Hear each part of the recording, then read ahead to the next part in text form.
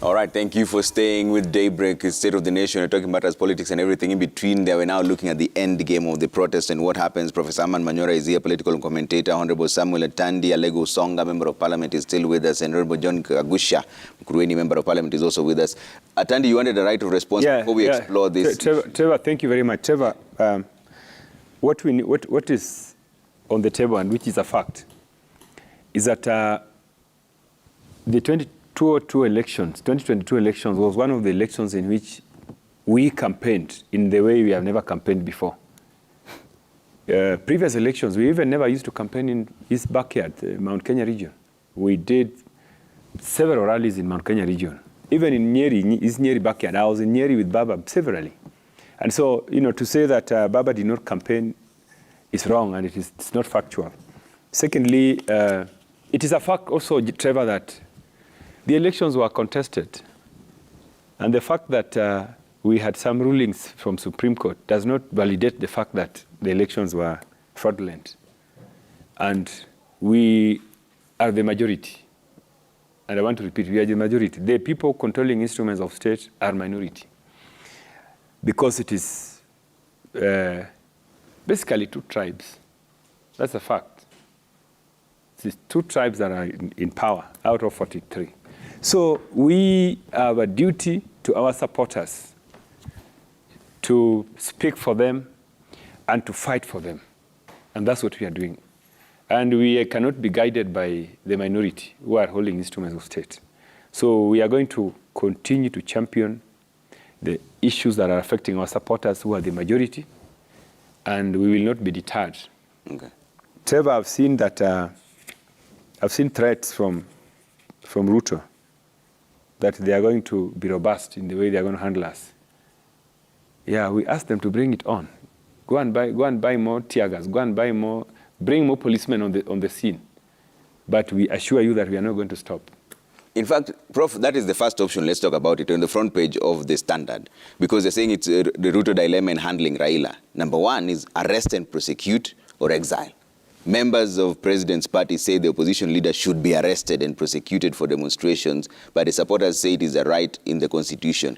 Option one, will that work? Whether it can work or not is something I don't want to get involved in. What I know is anybody can be arrested and charged. So Raila is a Kenyan citizen. You can arrest and charge him. But the only thing I want to look at is whether that has any sense at all. Because first, you'll be taking a great risk. And human beings take risks, especially leaders. So the president may want to take the risk. But is it a worthy risk? Businessmen will tell you it must be a calculated risk, whose return is so attractive that you are willing to take the risks. So what will be the benefit in arresting Raila vis-a-vis the risks you face? My humble opinion is that there is nobody in this country who can attempt that kind of thing. The president cannot do that. He knows it will be chaos. We would very easily lose the country we have all lived in for all these years and loved.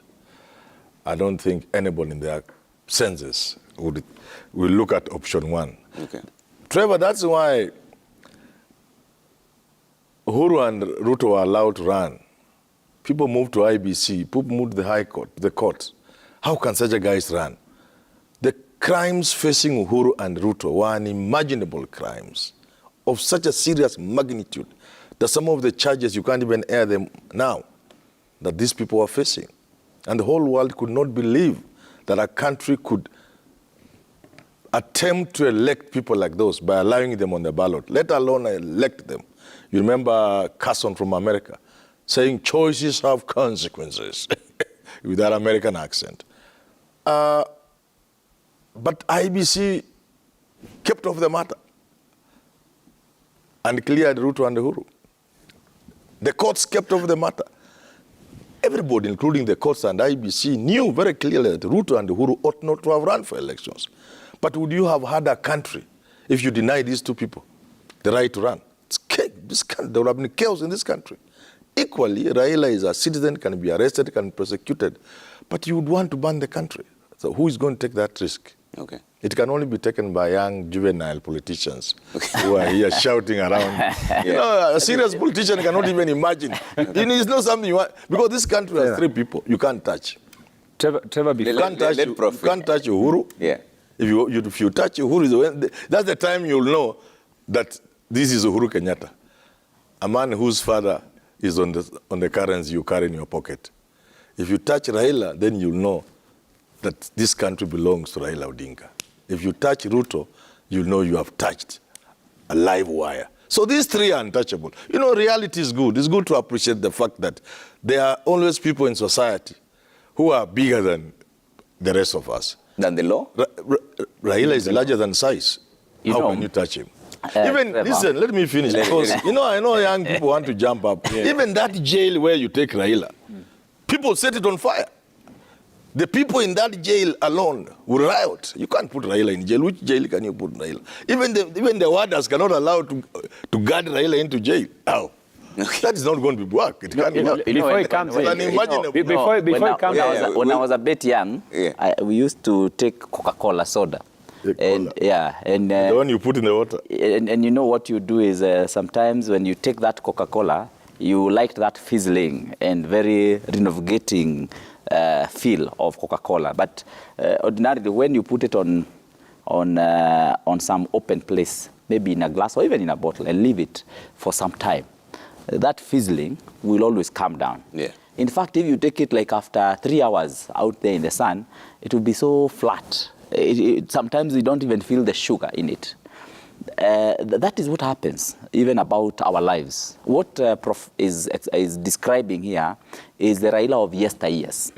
And I can tell you, he's right if he was saying this in 2010, if he was saying this in 2013, and maybe a little bit of 2017, just a little bit. Things change and new things come up. I mean, you did not have Rigathi Gachagua in last 10 years. You did not even know of anyone like that. Now you have Rigathi Gachagua. I mean, you have new people who come on board every time. And the ones who were there before continue to fizzle away. I mean, Raila Odinga and Uhuru Kenyatta, what he's explaining and describing now. But I can tell you their time has come, their time has passed.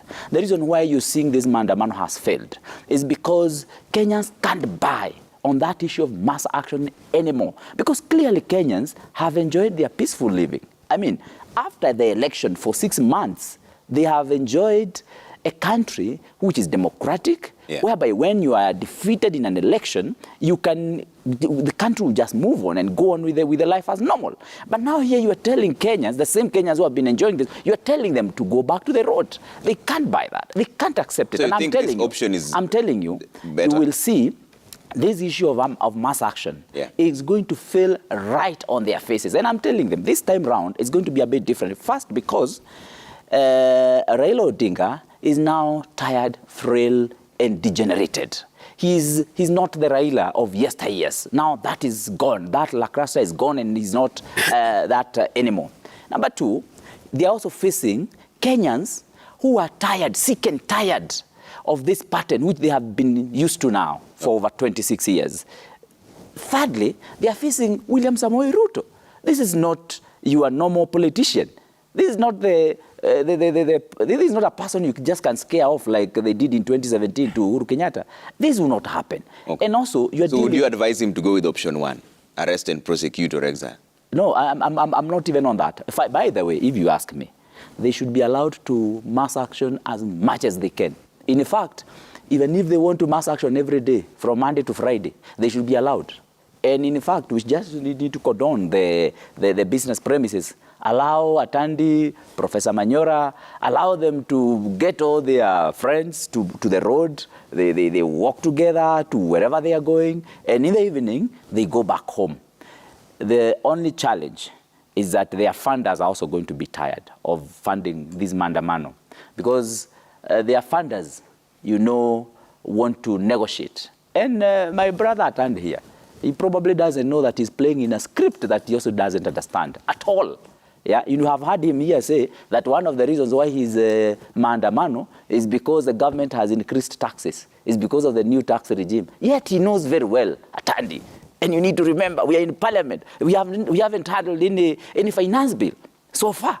And you know the only way you can change the tax regime, the only way you can increase taxes is by introducing a finance bill in the parliament. Okay. We haven't seen that. All right. It hasn't come. Okay. We haven't done it. Okay. And the moment it comes, Yeah. he will be there and right. he will exercise his democratic right. And me and him, we are young leaders. Okay. We will not accept to have any taxes raised for our people. All right. So we will be able to work together in parliament in that regard. Okay. So you can't be cheated by someone that because they have been asked to pay tax, you know they have not been paid tax. Okay. Now because they have been told to pay tax, they say now that there's a new tax regime.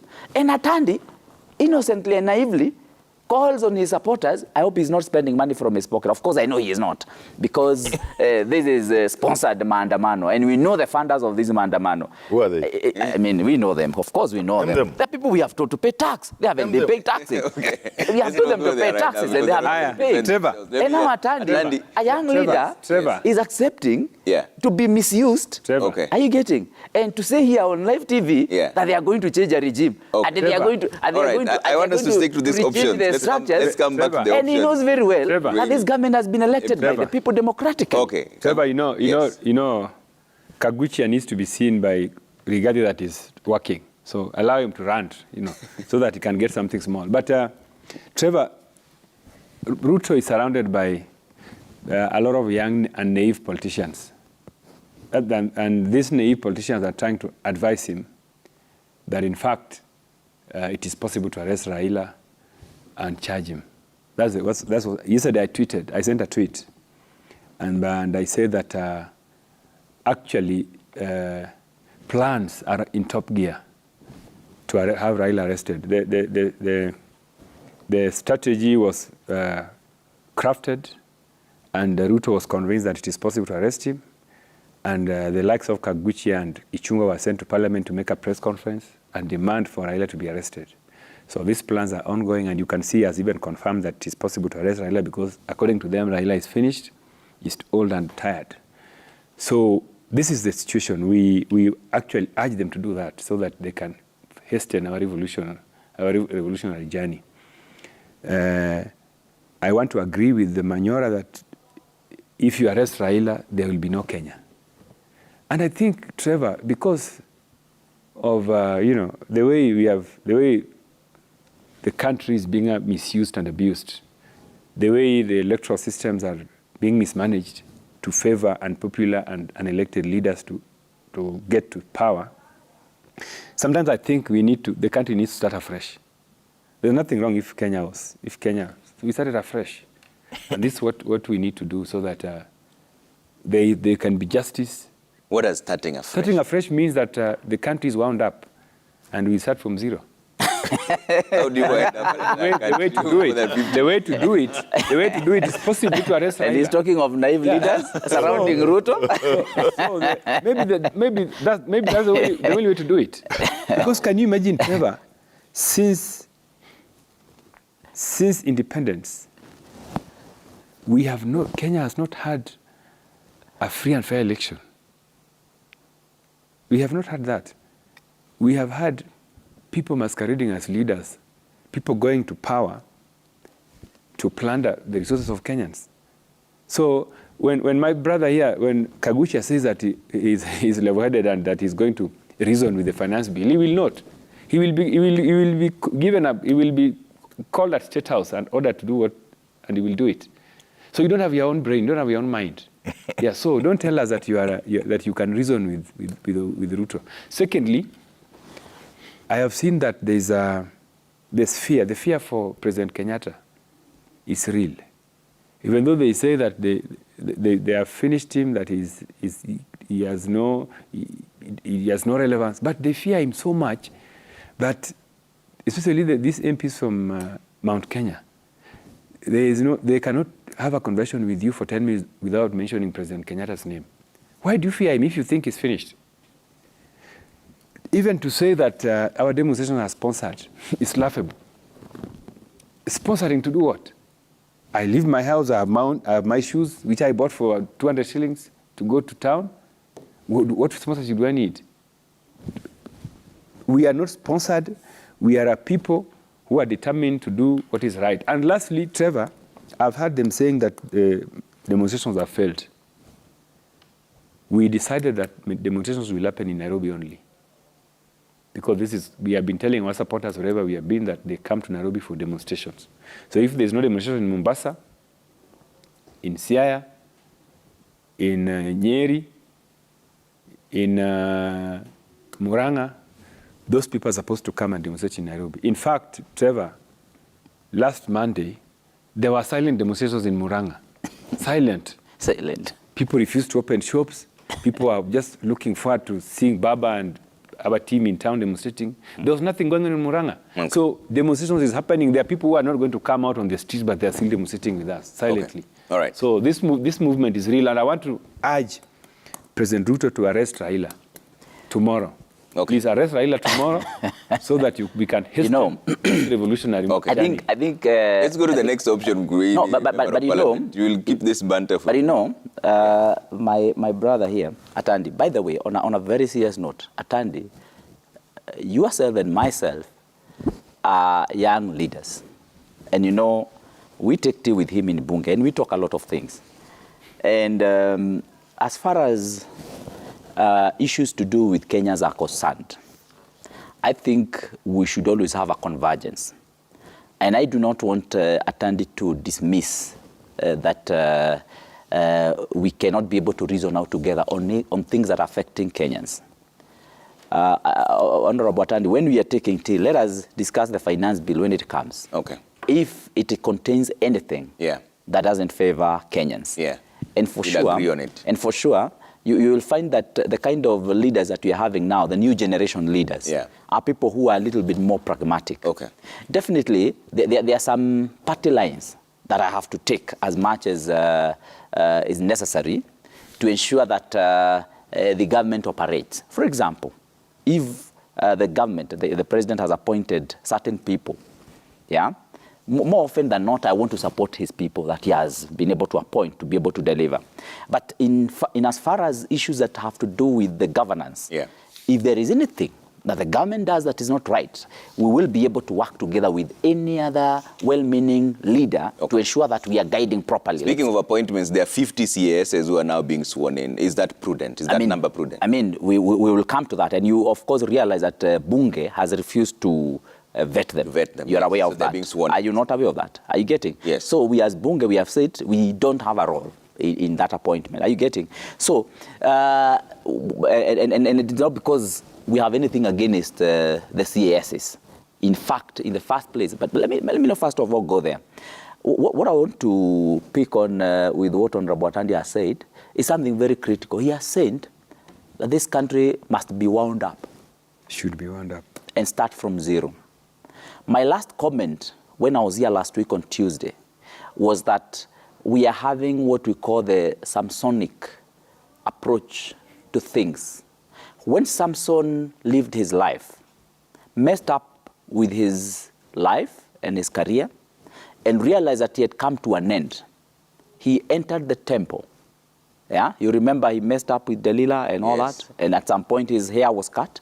He entered the temple and held the two pillars of the temple. And wound up everything. And asked God to give him last strength to wind up the people in that temple. I am telling you, that is the attitude that we are having today with the ODM, Maandamano. Now that we have seen our life has come to an end, the strength is there no more. I mean, I want to believe even the intelligence may have, I don't want to say like I'm insulting anyone. So, but what is happening? Let's not blow this out of proportion. Let's come back to the options. Someone is saying that God give me strength these last days. I hold this country, and just like Samson did, bring it down and ensure that we all perish in it. And now it can start afresh. Let's keep it civil. Let me bring in Prof on this. And that is the attitude. That is the attitude that is here with the ODM people. And when he says that leaders around Ruto are naive, then you can see where naivety is. Prof, option 2, ignore him. The president can look the other way and let Raila continue with his demonstrations, but business leaders say the impact on the economy is grave, to not stop the protests. Is that a viable option? So you have allowed these people to wander from North Kenya to South Kenya, and troop into Sudan, and also this is why I bring you back for the voice of reason. Difficult. The voice of reason. Before we allow anybody to ignore the other. You know, even when you talk about cars, 50 cars, just by the way, that you don't have, Parliament doesn't have a role to play. And when Wetangula comes out, he looks very judicious, and people may think he's a lot of wisdom. But where was the wisdom when Parliament was interrogating Musalia Mudavadi? Who is completely... In fact, it is more ridiculous to interrogate, to vet Mudavadi than Kass. I mean, where were they? Where was this wisdom? Anyway, that's beside the point. Another besides, or aside, my son Gagusha, there's this narrative that one, Raila is finished. And two, the people of this country are tired and they want to move on. This narrative becomes even more laughable when the people say even the people of Nyanza are now tired of Raila and want to move on. Now, this is a dangerous narrative. And it's the same people peddling that narrative that will tell you Maandamano failed, or bring it on, do it every day if you wish. Just remind young people that Ayatollah Ruhollah Khomeini led the Iranian revolution. He was not a young boy. He was a fairly advanced in age. Just remind the same young people, including my young son here, that the president of the most powerful country in the world, Joe Biden, is not a boy of 20 years. Just remind the same young people that a former prime minister in Malaysia, was it Indonesia? Malaysia, was recalled when the prime minister had messed the country. A man in whose house were found stacks and stacks of currency bills, dollars, euros, and everything. I think if you remember that clip going around. The prime minister being recalled to stabilize the country was 93 years old. Please, young people. Indeed. And when you talk about Maandamano failing, you go and tell that to the businessmen in Nairobi who have lost billions of shillings. Tell that to people who understand the economy, that this Maandamano failed. In fact, the government, by listening to such a young people who are full of blood and flowing and energy, which is good because they are my young children, think you can apply force to stop demonstrations or mass action. In fact, I want to educate some of these people. The days of applying force are behind us. They are gone. For many reasons. Top of the reason is that the client you are handling is a different client. The people have changed.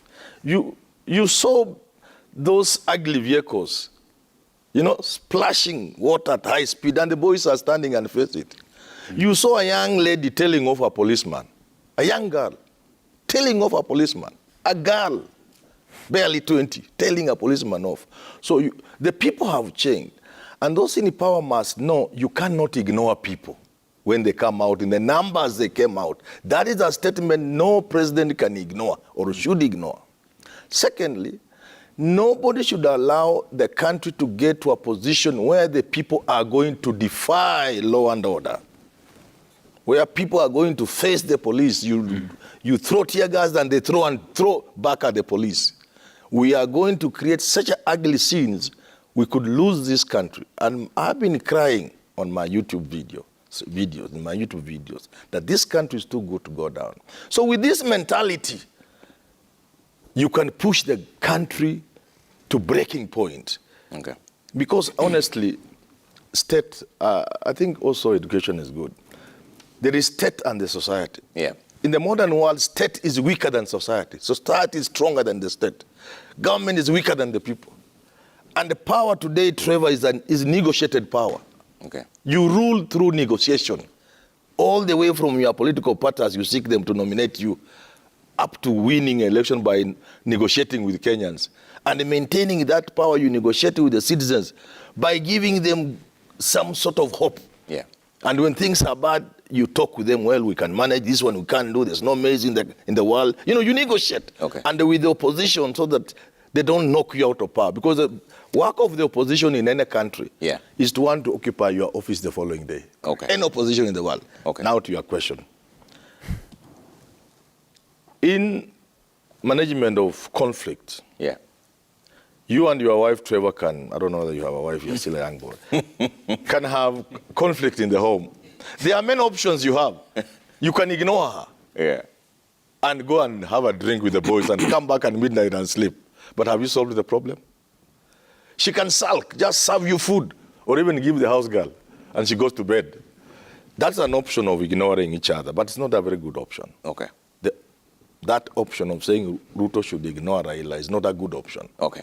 Ruto ought to listen to the people of this country, not even Raila. All right. Not to ignore Raila, not to ignore the situation, because ignoring the Raila means you ignore the issues Raila is raising. Okay. And that's not good for the country. All right. Atandi, what is the exit plan? Should you be ignored? Option 2. You're just given police protection, no violence, protest as much as you want. What is the exit plan after that? Exit where? You can't protest forever, can you? No, we can't. Who told you we can't? You are not us. We are going to protest. We have not said we are lucky Najib. Okay. Yeah, we will protest as long as the issues we have raised have not been addressed. Because if the cost of living continues to rise the way it is going, how will we stop? If we stop, we die. So we are not going to exit. If people think that we are going to get tired of demonstrations, and even if you wanted to exit, Trevor, would you exit in a situation where somebody wants to sell parastatals to himself without parliamentary scrutiny? Would you do that? Would you exit when somebody is promising you that is going to be more rough on you? He's promised us that he's going to be more vicious. So we can't exit. We are going to die on our toes on these issues. These issues are very dear to us. They are very serious because the issues we are raising touch at the heart of this country, the welfare of our people, the life of our people. So we are not going to rest. And we don't want to hear anything about exit until the issues that we are raising are addressed. And you know, Trevor, the problem we have with the likes of my brother, Honorable Kagushia, is that they always think that this thing called handshake, I don't know where it came from. Every day, you know, they say, we want handshake. And they know very well that even when we had this handshake with President Uhuru Kenyatta, we were never really in government because we never appointed any of us in government. Raila was not holding any office in government. He never sat in cabinet. He was not a member of parliament. So this thing of us wanting to go into government, we don't want it. What we want are the people who are masquerading as controlling the state, instruments of power. They need to serve us. They need to serve us because they are collecting taxes from us. So there's no exit. We are not going to surrender. Okay. Kagusha, option 3. Is there room for dialogue? Dialogue. Calling the Azimio leader to the table is an option, but some demands from the opposition puts the president in a catch-22 position. We've seen the clergy also calling for dialogue. Is this the best option? First, I would like to maybe just, I don't know whether really I am worth informing my senior here, Professor Manyora, but anyone can be informed because there is information. That's right, that's right. The elderly people Prof has referred to who have led their countries, one in a revolution, another one now in the president in the Republic, in the USA, and the good old man who succeeded Najib Razak in Malaysia after he was involved in serious scandals in the country. All these people are people who have had very serious track record. They are people who have immense respect from their people because of the changes they have done in their country. Take, for example, the former Prime Minister of Malaysia, who brought the revolution, the economic revolution, the economic awakening of Malaysia. and lifted that country to a very high level. In fact, it would be called back when the country suffered seriously after after the major scandal that Najib Razak did engage in, I think in around 2018. And the reason why he was being recalled is because of his track record. Now, you see, the difference between all those elder leaders and what we have here in Kenya is that probably the main track record that Raila Odinga does have now is that of disputing elections. And every time he disputes elections, he will call for disorder in the country. He will call for anarchy in the country. He will call for breaking the law and order in the country. And what would happen is that, and this is the way the script has been, that call for mass action, call for disorder, call for anarchy, and then the script is that push the business people and religious leaders, quote unquote, to ask for dialogue. I can tell you, in this case, any call for dialogue is call for anarchy. And we are in fact should be investigating and looking very seriously as to who are these people calling for dialogue. Because it's very clear this could actually be the same Azimio adherents and apologists during the election period 2022. So there should be no dialogue. I mean, what dialogue? We've seen respected leaders like Bishop. Let me tell you. I've seen that there needs to be room for dialogue. You don't think that? There's a lady I knew who had a child, a young boy, and every morning this boy woke up. What you do from time to time is closing the mother in the room, in the house. And the boy would say, "Mom, I'm not going to open for you unless you throw for me a 50 shillings note below the door. I'm not going to open for you." And you know, the mother would get frustrated at some point and throw the 50 shillings note. Then at some point, the boy started asking for 200. At some point, the boy started asking for 500. And the boy would frustrate the mother. And now, because the mother wants to go to work, she would give in into the demands of this boy. So you think dialogue is giving into now, what is happening? Raila Odinga has been closing us in the room and demanding that we must give him the 100 shillings. You must give him the 500 shillings. Now he's asking for 1,000 shillings. And generally because we all want convenience. We don't all want to go through the whole process. We start asking for dialogue. What dialogue? What dialogue? Are you saying that someone can hold this country to ransom for all this time? You can hold this country into your own hands and force unconstitutional arrangements.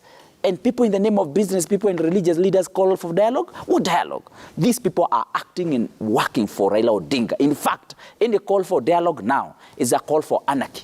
And I want to warn everyone who is going that direction. We are not very keen on dialogue with issues of anarchy. Okay. If there is dialogue that is required, there are structures. Okay. We have parliament. All right. Atandi is a member of parliament.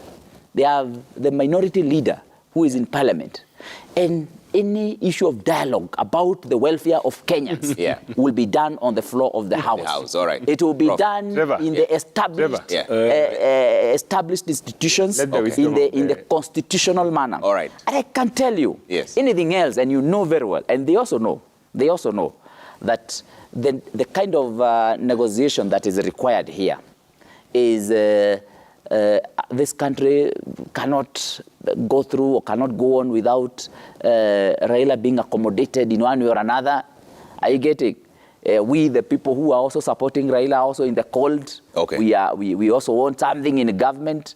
We must help Raila to be as unruly as possible so that we can also benefit from this. Let's hear and the whole issue of dialogue here is to ensure that the Raila Odinga gets a handshake, and of course, you know, they will deny it in the morning, deny it in the evening. Okay. And deny it every day. On the dialogue. They will deny it every day. Let's bring in Manyora on this. Any call for dialogue is call for handshake arrangement. All right. Manyora, is dialogue akin to blackmail? Like what I think we need to put the record straight. You can see when I say these fellows are young and hardliners and they don't understand many things. And naive. When I gave examples of what he's calling frail leaders, he then quickly jumps to say that those ones have command. But this country is Raila. What do you mean? Even if the election was... Let him finish. Whether the elections were free or fair, you look at the map when we were following, Kenya was blue. Blue? Yeah. How many members of parliament does ODM have? Okay. Please. You know me, I like being simple in my presentation and truthful so that we don't quarrel. You saw the map we were all following. Apart from Mount Kenya and parts of Rift Valley, actually it's not even the whole of Rift Valley, the rest of the country was blue. But where are A those man, leaders? listen, Let him finish. a man of that caliber, and from 2007, Raila has commanded the entire country in elections. And one of the reasons why I'm saying these young people can also mess the look at the analogy they are giving of a child locking the mother. Look at how naive that can be. I want to help young people in this country to understand Raila is a statesman and he has sacrificed so much. Statesman? In the year 2007, it is generally agreed, and none other than the president put up a fight to confirm Raila's victory in 2007. Even the foreigners we invited, including Justice Kriegler, everybody agreed Raila won that election. For a man to win an election and sacrifice it in the interest of country, and the people proceed to talk about that manner in which this kind of people talk about Raila, God must save this country. You have your victory. There are people pushing you to be sworn in. The constitution hadn't been changed. Raila was to be sworn in by a judge, and the judges were available to do it, but he put country first and allowed to share his power with Kibaki as an inferior partner, a man like that. In the year 2017, none other than the Supreme Court said that election had been stolen. And Raila maintained peace against hardliners. And when he saw where the country was going, because we were about to lose our country, he went into a handshake with Uhuru Kenyatta. Now, I look at people who are in power today, including my son here, and I wonder, are they pretending or they are using their entire mental faculty? I would be very worried if those in power today are rubbishing the handshake from reason, because then their mental faculties will have a problem, a challenge. Because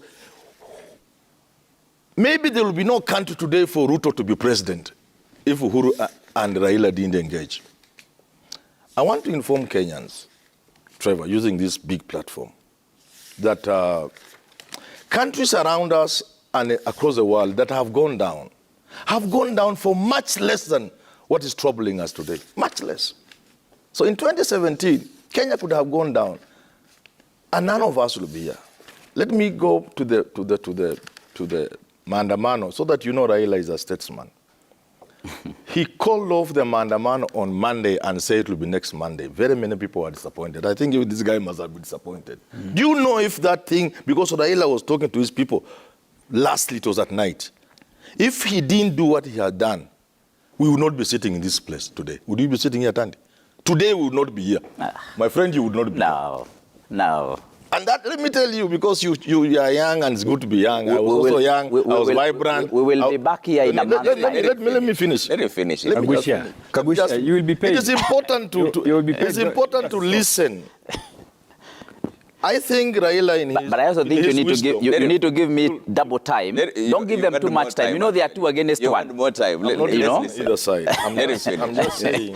Can Professor Manyora say he's not on either side? Really? Please yourself. I'm just saying, if Raila didn't say it will be next Monday, we would not be sitting here. But That I'm sure about. Secondly, why did he say that? So that you know Raila is not what you think he is. He's a statesman. By giving this thing a 7-week window, he's giving the government time to reconsider the hardline stand. And he knows there can be other players to bring pressure on both him and Ruto so that they can save the country. And therefore, this option of dialogue, in my view, is the only sensible option. It is the only option we have. And from my knowledge of history, when people have refused to talk, they go to war. Hundreds of thousands of people, if not millions of people die. But what do, Trevor? They finally sit down. Okay. After we had Trevor, lost... Let him finish. Atandi has not even given I've you on not dialogue. responded to you. Yeah. After we have lost millions of people in the Second World War, people finally sat down and they created the United Nations so that we may not go through that again. This could have been done earlier. Okay. When people disagree and agree to fight, Yeah.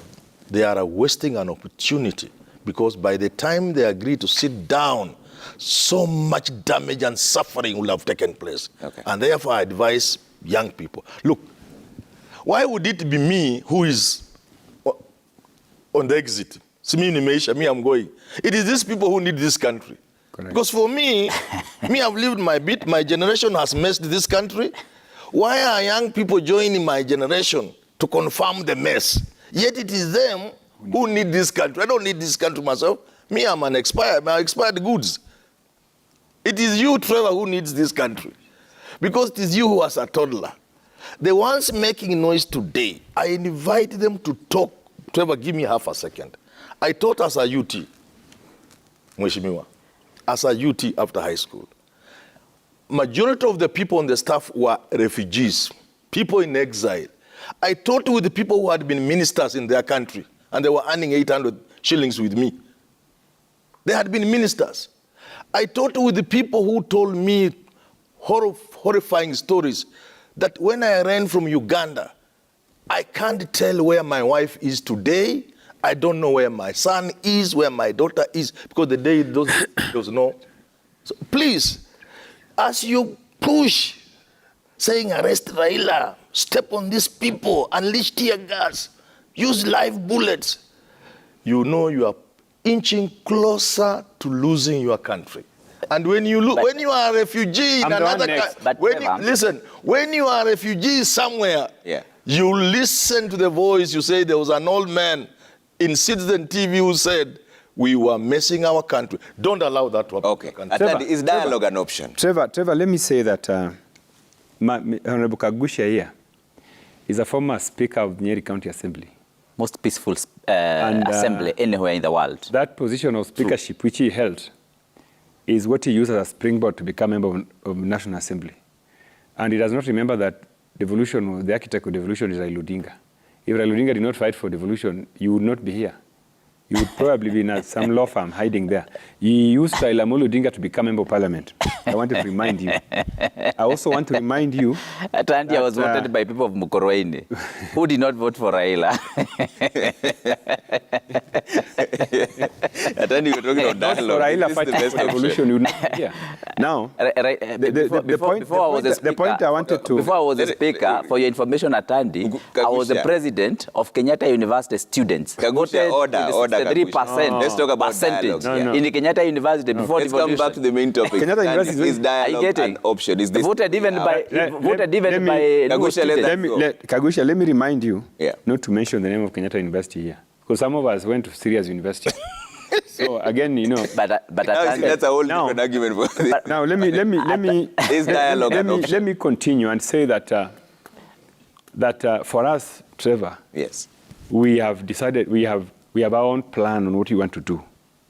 For now, we are involved in peaceful protests, demonstrations, and it's upon other people to talk about dialogue. As dialogue is not on the table for us, because we are not in short of what we want to do as far as our strategy is concerned.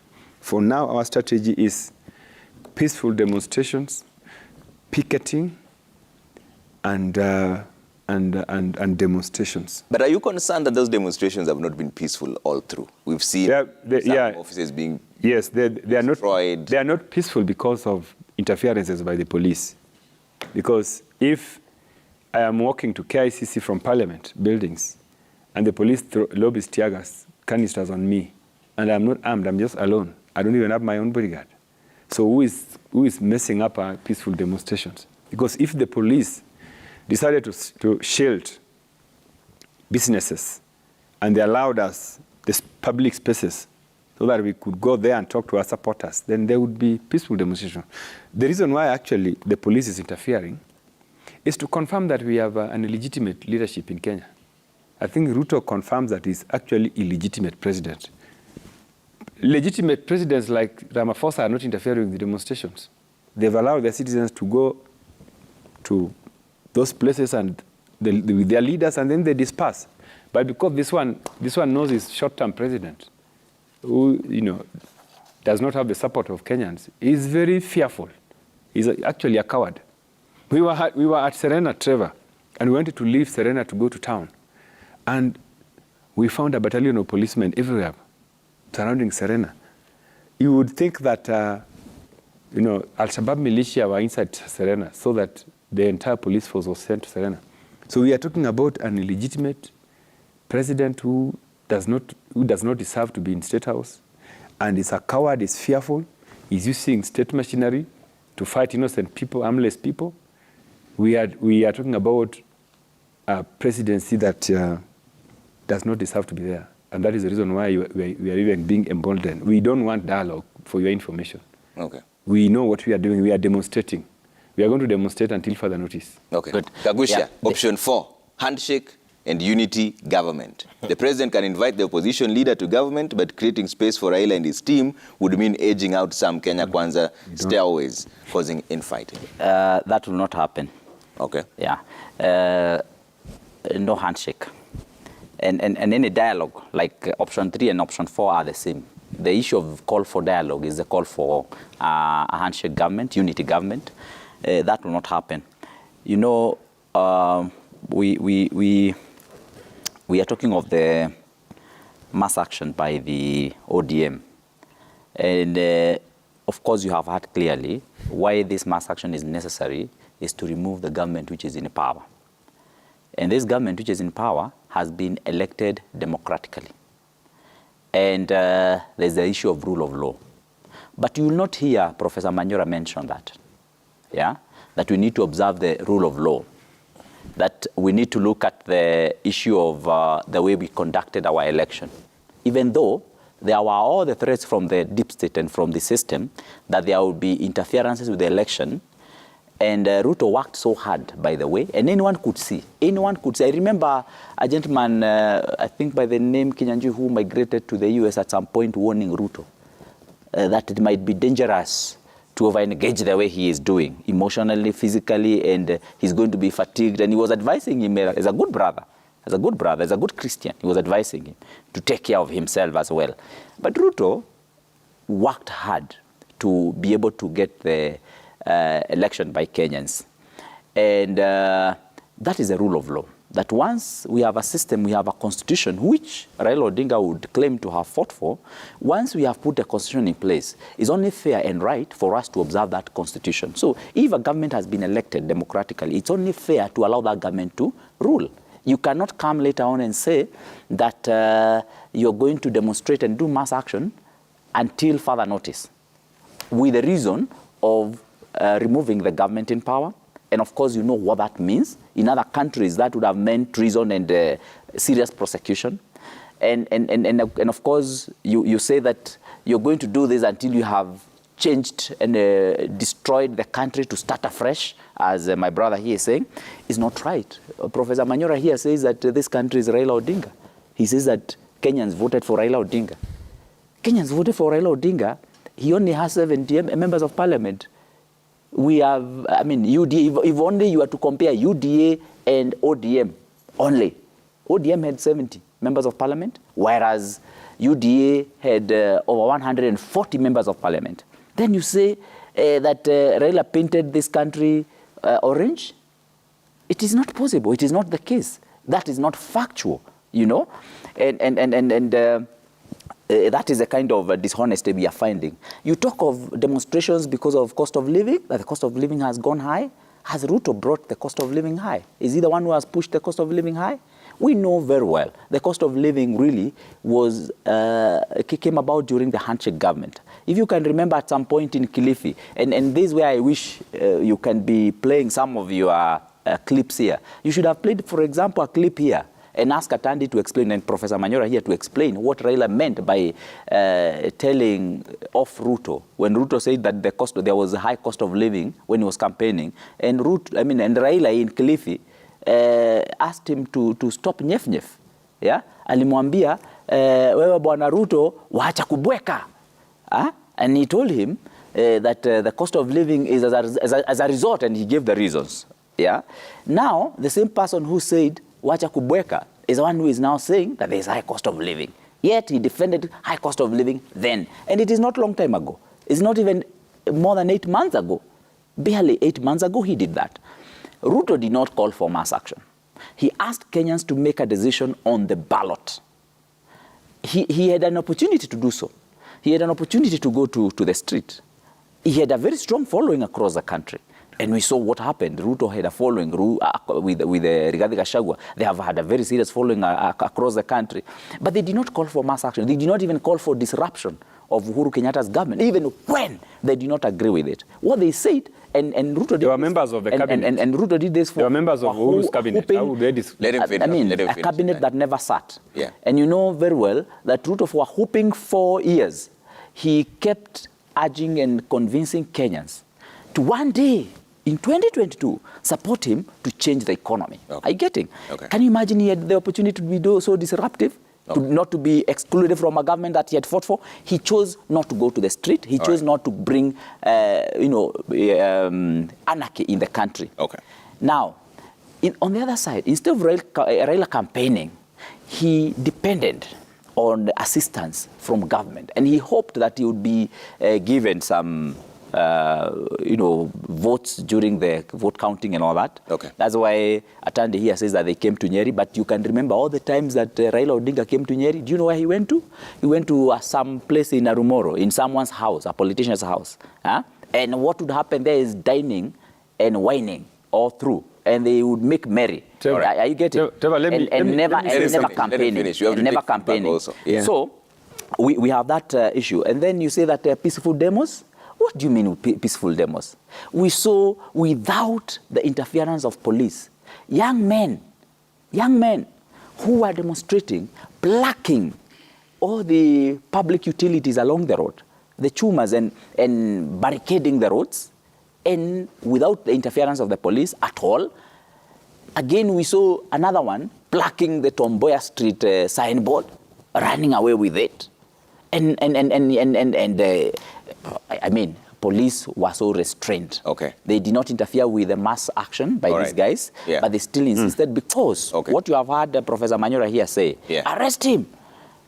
Don't call for dialogue. Arrest him. Okay. What you are hearing him say here is what they are looking for. That is a script. Okay. That the government is going to be so irritated that it's going to push them hard, hoping by doing so, they are going to anger Kenyans, or we are going to anger Kenyans. And that's exactly what you saw Matiang'i trying to do the other day by claiming that he was being arrested or he's being raided in his house. Okay. Now, for me, my stand would be, let these people be. Let us not interfere with them. All right. Yeah, probably that was your option number 2 there. Yes. Don't interfere with them. Yes. Let them be. Okay. Let them do their mass action. If you want to start on Monday, all the way to Friday, you just do what you've got to do. All right. And then they ensure that their mass action is not chaotic, just like it has happened in South Africa. You saw that in South Africa and in other countries, people have done mass action where it was not chaotic. All right. But in Kenya... Quick feedback from the people because we're running out of time now. And lastly, what I would want to ask the religious leaders, let us not be hypocritical. Okay.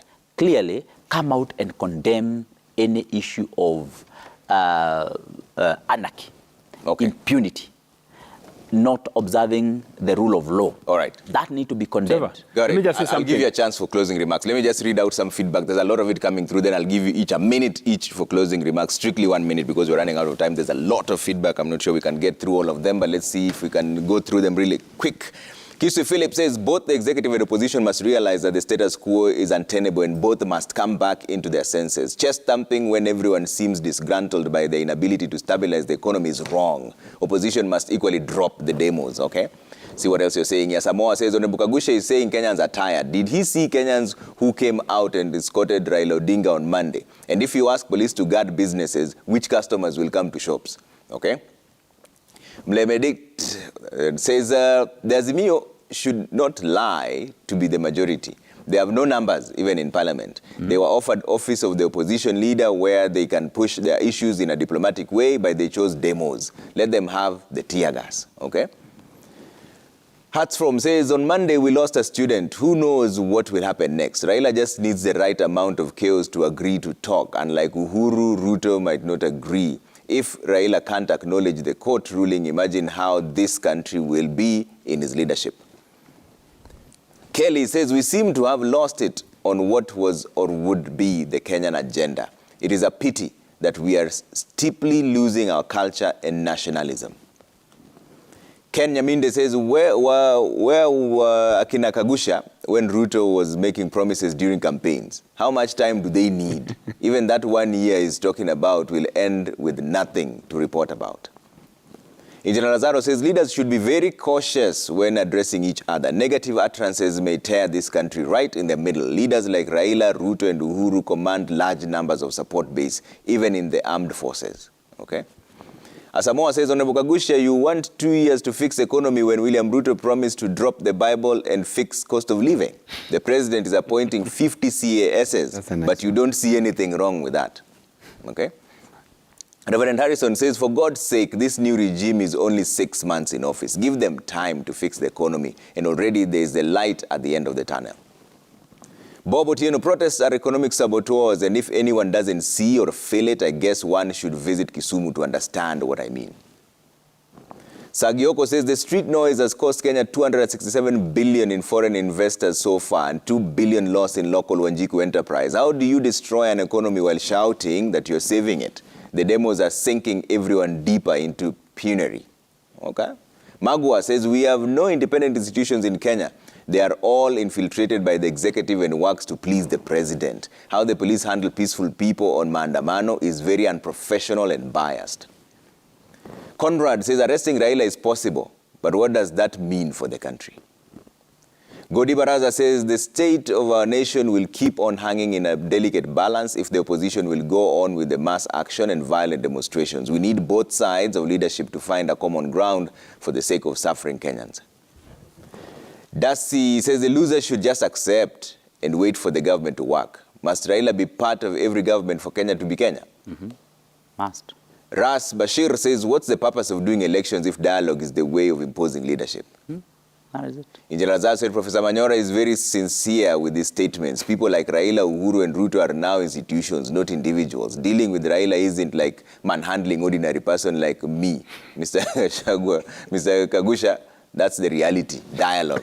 All right, Atandi, closing remarks, 1 minute. Thank you very much. Trevor, you know, there's this perception that Azimio does not have numbers.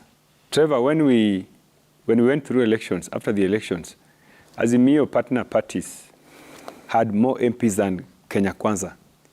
But because they were able to give them money to buy some of the MPs, that's the reason now they're bragging here they have numbers. Trevor, I can tell you some of the MPs that were bought by these guys, they are unable to go to their constituencies. Because the voters are telling them that we elected you in Azimio, why are you in KK? So that's the situation. So they have the MPs on their side, which they are bought using money and state power, but the people on the ground are still with Baba. I wanted to inform you that. Secondly, Trevor, this guy represents a constituency of 30,000 voters. I represent a constituency of 125,000 voters. There is some imbalance in representation in National Assembly and in Senate. That is the reason why you would find that Mount Kenya region and Kalenjin constituencies could probably have more MPs than us. But when you look at the numbers on the ground, I actually represent more people than most of these people. This guy in this constituency should be 3 times my constituency or 4 times my constituency. So I should be talking about 4 MPs. 4 MPs, I should be 4 MPs versus you. Do you know my constituency? Thirdly, Trevor, yeah. Ruto was in government. 1 minute, please. Ruto was in government until the last day. And this perception that he had the option of going for Mandamano to bring Uhuru down and he did not. Let me tell you the truth. Ruto has no capacity to do Mandamano anywhere in this country. He does not control Nairobi County. Nairobi County is Azimio. Out of 15 MPs, I think, 15. 17. 14, isn't it? Yes. 17. We have about 14 MPs. In the County Assembly of Nairobi, we are the majority, even though they are there. Which capital city does Ruto control? So that even if he said he wanted to do a Mandamano, he would do it. Okay. He has no capacity. So my last point, Trevor, is that Ruto told us during campaigns that when we complained about, when Uhuru was introducing subsidies on the rising cost of fuel, you would remember that Ruto said that there's no relationship between the war in Ukraine and the cost of fuel. And in fact, he wondered aloud why President Uhuru was not reducing the price of fuel. Okay. I want to remind you that there are worse things that Ruto said that he cannot implement today. All right. Thank you. All right. Manyora, 2 minutes. Trevor, this country is too good to go down. I want to keep repeating that. And blaming each other will not help. You know, the opposition, for your information, Kagusha, can blame Ruto for being insensitive, for appointing 50 cars who have no role to do and will consume a lot of money. The Kenyan people can blame Ruto and his government, and you included, for assigning 802 million to buy cars for 3 individuals. But that will not help this country. Excuses, again, will not help this country. When you campaign to become president, you know fairly well, unless you are not fit to be president, the state of the country, the state of the economy. You cannot get there. It's like a young man marrying a wife, a woman, and on the wedding night, bolts from the bedroom. You know, you have to face it. You are married. This is your wife now. You have to do your duties like Malema said. You can't be on top and do nothing. So excuses will not help us. When you get elected, you fix the economy. You deal with the cartels. You listen less to IMF and World Bank so that you can put subsidies on food to save your people. And finally, yes, let us not keep shifting goalposts. In 2007, Raila said we won because you can look at how many MPs. For every one PNU MP, ODM had about 4. That argument now is shifting that the other one has more. But very finally, I want to inform this country. The country, Trevor, is in a state of a revolution. We have had it coming, and it's here. Like it happens everywhere in the world, many people slip through a revolution, including my son here. I want to inform people like you, when a revolution is happening, people step out of the normal, out of the box. You cannot fix the problems by remaining in that box. That's why when revolutions happen, people stop talking about the law and the constitution. You cannot use law to measure what somebody is doing now, because that ball has been tossed from the pitch. You are talking about football within the pitch. Okay. This ball has been moved from the football pitch. It has been placed outside. Okay. Because the situation is so complex, it's so difficult, that you cannot sort it out when you are in that box. All right. So people like Raila, being experts in these matters, are telling Kenyans, if we want to end our problems once and for all, we must step out of the box and deal with the situation. All right. Because postponing this problem, and I want to end where I almost started, and I made a very passionate appeal because of my age. We don't want to hand this country to our children when it is in a mess, so that they will slaughter each other. We don't want to do that. We want to sort out this problem when we are still around, so that we can leave a good, peaceful country to our children and grandchildren. Okay. Kagusha, 2 minutes. That should be. You cannot be at the top and do nothing. That's Malema. But please, allow us. Close the doors. Stop peeping. And at the same time, when something has happened, give us time for conception and for delivery. A year is past and there's no child running in the house. It's a closing remark. Don't interfere with the conception process. Let there be something and give us time to deliver. You cannot expect delivery of a child within the first 1 month of conception. It would be unimaginable. And I want to say this. The biggest problem that we are facing today is because of exactly what Professor Manyora has said. You know, Professor Manyora is one of the biggest advisors of Raila Odinga. He's one of the consultants. Of course, Prof, you know I know. And you know we know that, and you know how you do it. Now, Prof is saying that we are in a state of revolution in Kenya today. I mean, Prof, you're saying that? I mean, the problem is when sometimes you had your own expectations. Then you overthink, and you think that we are in a revolution. Sincerely speaking, then we are giving Raila Odinga the wrong advice. Kenya is not in a state of revolution. Kenya is in a state whereby it had been pressed too hard by the handshake government. Kenyans have suffered.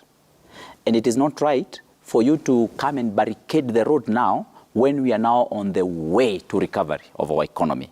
I can tell you, William Samoei Ruto and Rigathi Gachagua are very interested and very concerned about this economy. And we know for sure the economy is not good. And we knew the task was not easy, and it was not going to be easy. And this is going to be fixed. And the good thing is because we are dealing with people who are working hard, people who are concerned, people who are interested, people who are identifying with the challenges and the problems that Kenyans are facing. And for that reason, they are willing and ready to do whatever it takes to fix this economy. And they are in it, and they are doing it. Unfortunately, Prof here advises Raila Odinga that you can barricade the road so that we don't have the proper recovery of the economy. And what Raila Odinga is just doing is to put us in a worse scenario than he left us in a handshake government. Give me a second. Yeah. Getting? Yes. Than leaving us in a handshake government. Yeah. I mean, they left us in a handshake government where they had dilapidated the economy of this country completely. Okay. Let the opposition give us time to fix the economy. Let the opposition give William Samoei Ruto time to fix the economy. Okay. And that will happen. But don't hold his hands and still shout. We're running out of time. And Here. still shout that you're not fixing the economy. Yeah, don't hold his hands. Have a second. Yes. First of all, to dispute that I'm Raila's advisor, because I'm not, and I've never been the Raila team in terms of managing. But finally, I come from the village and have a village background. Yeah. When you marry, your mother is always observant in the rural setup. Your mother will want to see, every morning they see your newly married wife leaving the house and walking strong. Your mother gets worried. And then they also be expecting to see her follow the house, go behind the house to do something like throwing. Then they know I am a man in this house. Now, 6 months, the mother has seen nothing. Trevor, I wanted to ask Kagwishia on the sale of, on the law to amend the the privatization bill. Yes. That we'll talk about next week. No, I just wanted to ask him. We've run out of time. They are receiving money. I want us to discuss this with Atandi over a cup of tea in Bunge today. How much have you received? I want us to discuss this State of the Nation coming and see up how next is cooking tips. Thank you.